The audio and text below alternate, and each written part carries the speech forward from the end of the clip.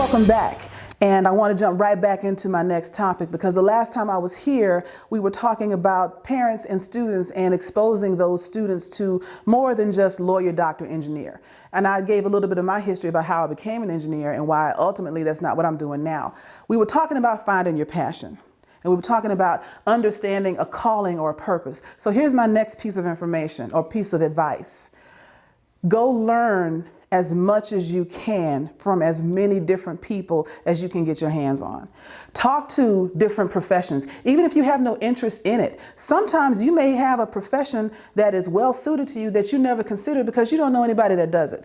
Or you may have a friend that does something that you don't know what it is, and you ultimately end up liking it, but you never thought about it because it just wasn't something that you had been exposed to or it had occurred to you. So go out in the world and find some people. Shadow them for a day. It doesn't have to be just a lawyer, doctor, engineer. What about a librarian? What about a project manager? What about somebody in the tech field, somebody that does computer programming for a living? What about a professional dog walker? I mean, there's no idea. There's no limit to what you can do. You got to find something that you like and that you're good at. It's those two things. There's a lot of things that I like to do that I'm not good at. That's why I'm not a singer or a dancer. I like to do both, but nobody's going to pay me to do those.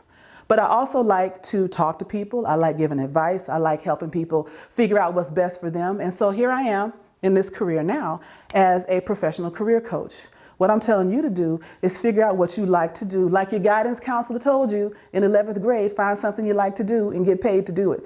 It sounded like a crazy thing because what 11th grader really knows what they want to do with their life? But start thinking about the types of activities that excite you. Do you get excited by talking to people? Do you get excited by building things? Do you get excited by figuring out problems?